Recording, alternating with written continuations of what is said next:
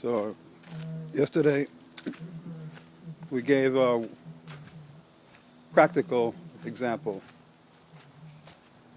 Given a task, how one gets into the state of mind to achieve that task and to develop some type of new understanding about whatever the object is, the object of learning. It can be anything. Vipassana is intense single-minded focus on an object of thought, let's say, or both.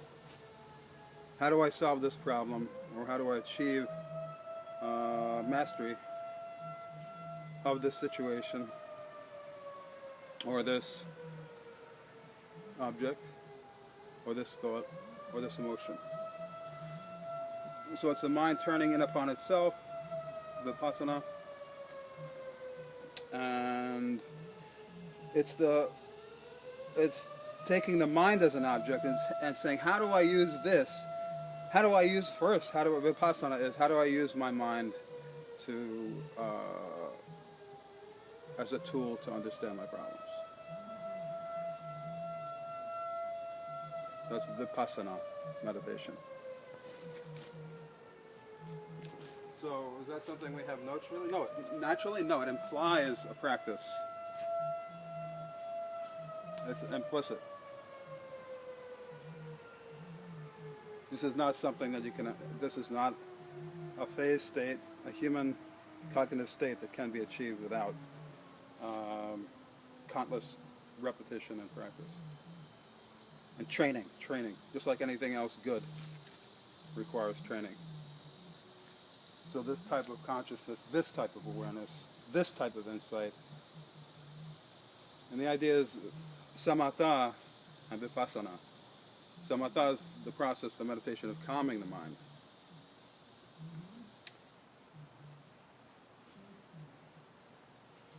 Vipassana is then taking that energy that you've been wasting and putting it to good effort. To analyze and meditate upon without judgments. Just clear understanding, looking at problems with clarity. The whole idea is to eliminate bias of any kind. That's why it's training to be, the practical training is training yourself not to like and dislike and be attracted to or averted from, aversion or attraction. Like dislike, these pairs of opposites.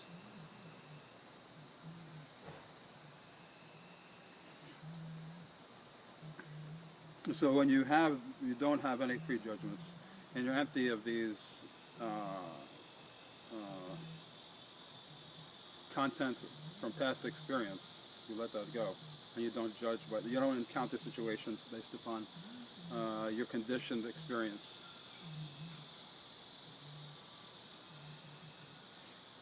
Because you're separating yourself more from the action. And you're also reflecting upon your thoughts. And that's what it is, simply reflecting on the process of your thoughts. Number one, trying to control them, direct them. That's the biggest thing. Once you achieve that, that's Vipassana in itself. That's a huge Vipassana. That's a huge insight. To know that I could actually control my mind for extended periods of time without it running wild. Like a wild horse in the field.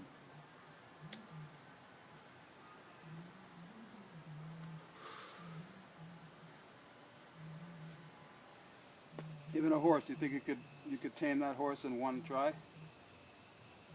Just throw a rope around its neck and say, oh, good job. You have a horse now. You can ride around. That probably took generations. Perhaps not. Perhaps there was a moment of insight and training just from hunting and observing the animal and being one-to-one with that animal and living with it, being part of the environment, sharing the environment with it. I learned so much about it that one day I just walked up to one. And I was the first guy who had a horse.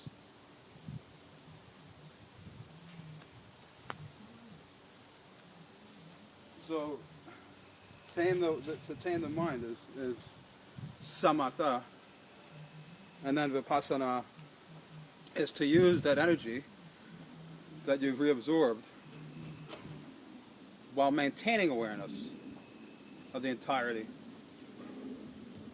as much as the senses can perceive, and maintaining a focus through practice of bringing the mind back to center.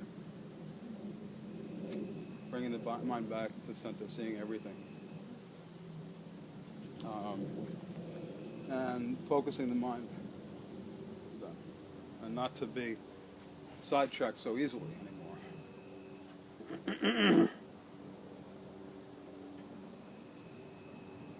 Your intent of focus becomes much more powerful through training. So the sad part of this is that, it's not that it's sad, it's, well, anyway, whatever it is that the best learning experiences for this are emotional suffering and mental anguish. But by habit we withdraw from those, or you have something taken away from me. Whether I put something in, or I think something else is going to take it, something's going to take this away from me. I engage in some behavior, or I indulge my anger and resentment all day long. Someone did me wrong, he hurt me, he talked bad about me, he did this, and we carry the resentment for several hours later.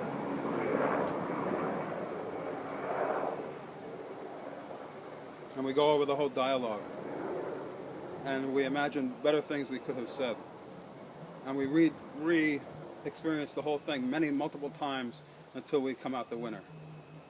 And this is how we shape our experiences, and that's called non-vipassana, having no insight. So instead, you take all that that emotional energy, you bring it all back to your body, you stop judging, and you just look at what happened and examine your feeling in each moment of the experience. What was it like to feel that way? Why do I feel so strongly?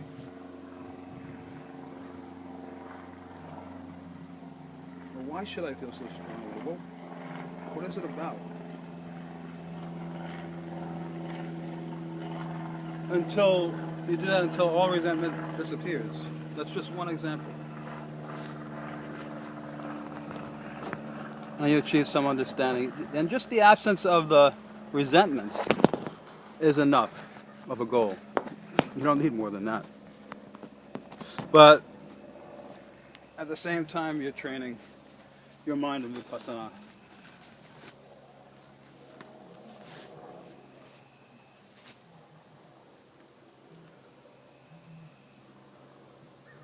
If you're constantly examining your actions and behaviors, you stop and watch yourself. You get into the habit of doing that. Study yourself. That's vipassana. And if you can't imagine from that what I mean, then words are meaningless. And you have to experience it yourself. So those are the two basic parts of the meditation I practice. There's many, it's much more subtle than that. For each of the archetypical experiences while practicing meditation, or archetypical,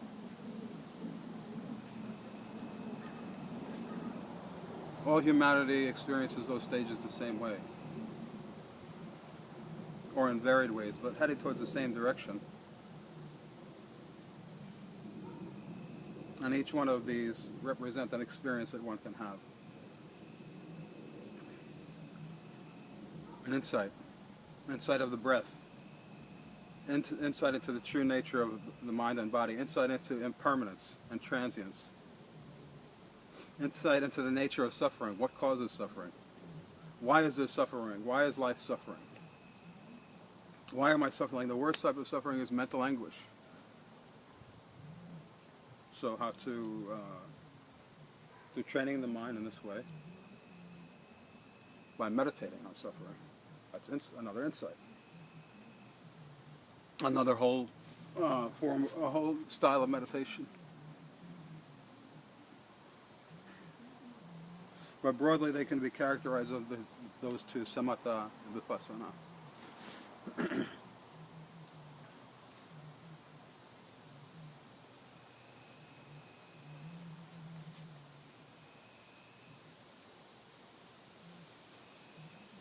Now, the way you do it is you can use your vision too. Like I'm looking at the play of the shadow and the light and the leaves just shimmering in the shadow. And I notice an ant, watching him, talking to you, but I'm still keeping sort of like an openness. I'm not focused on either my speech so much, or I'm not focused on the texture so much, even though it's very rich and interplay of shadow and light. I'm seeing the whole panorama, calming and floating there.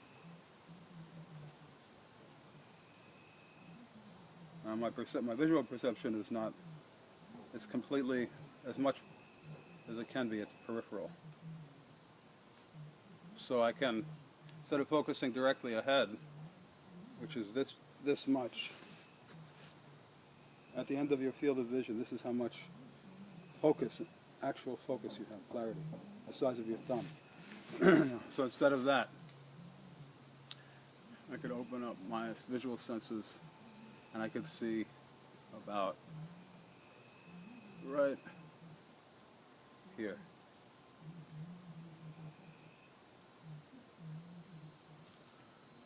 So, and I'm breathing. So I have my visual. Some posture with the hands, a mudra, is always nice. In fact, to move these along, this is a nice, you could form a beautiful sequence.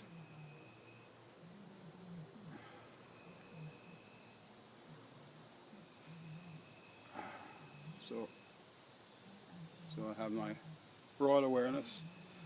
I'm not focusing on anything. My mind is empty, I could notice everything. How beautiful it is out here. Those cricket things, I love that sound. The sheen of the leaves on the branches and the trees, and this blue sky, and smoky clouds, beautiful white, quietness around. No one's out. Anyway, so these are the things. This is awareness and openness, not judging, experiencing in beauty, quietness. That's samatha. So wherever you are in your car, you can do that. You can look at the blue sky and the trees passing along, and the quality of the sky, and the breeze if you open the window, and the feeling of being alive, moving miraculously at 70 miles an hour in a beautiful machine. And feeling every nuance of the road and the car, being part of the center of the car, being the core of the car, and just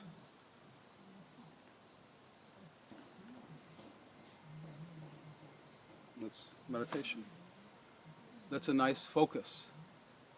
See, this is the third way now of insight, is by practice. We talked about before cognitive.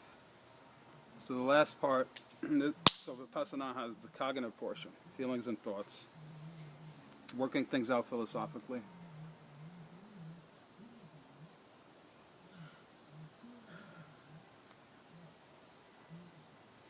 The third practice, and what I like to do too, the first one is mind, thoughts and wishes. The second is practice of physical movement, discipline. And Bushido and Wushu from Japan and China are both masters of that. So one gains insight through mastery of body-mind and dedicated single-minded focus with the same openness and the centeredness, non-judgmental attitude, just coming like a baby before it learns to smile, with a completely new experience and just pure intention upon my practice. That, that's Bushido, that's Buddhism, and the warrior ethic and code of Japan. It's beautiful. It's also very tragic, and unfortunately was corrupted by political ideology of evil men. How can whole countries become brainwashed? They're so enculturated that they become completely brainwashed idiots, and they just follow whatever the government tells them to do, whatever type of slaughter.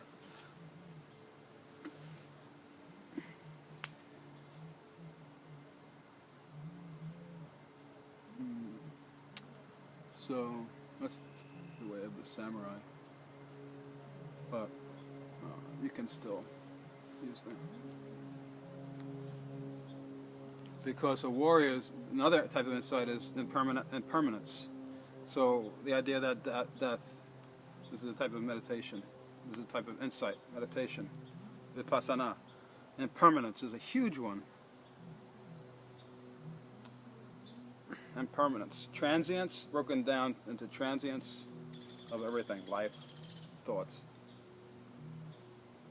emotions. Everything is coming and going and passing. So,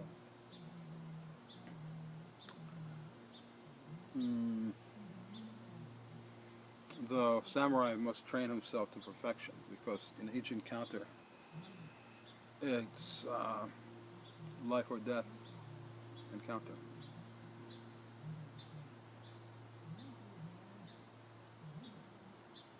So he's achieving single-minded focus on his swordsmanship and practicing that daily with dedication, learning about his body-mind, learning about the weapon,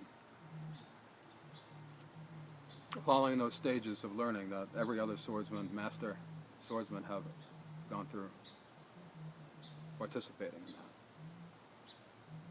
So there's this mind meditation, cognitive meditation, and there's many challenges when you're trying to achieve mastery with a sword. Imagine the danger. Imagine the emotions you have to face to be able to do that. Master this weapon for one purpose only.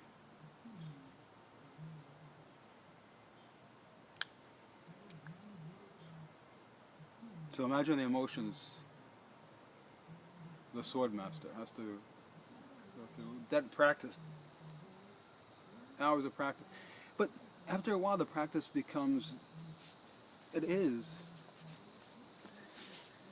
an end in itself.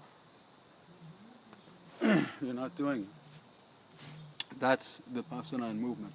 You're not doing it for a goal. You're doing it just because the body wants to do it. Yep.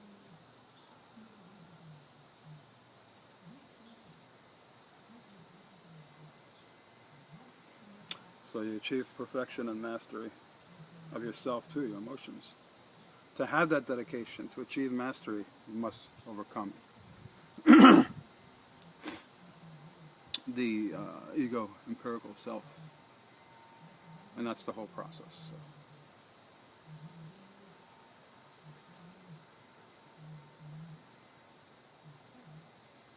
Once you tame the mind, as if you've tamed, it's more of a feeling of letting go of a foolish person. Once you can finally control, it's like when you imagine, once you start to be able to focus your mind and direct it for extended periods of time, you feel like when you look back in the past that it's almost like you're looking at a fool in comparison, because so much energy is wasted throughout the day.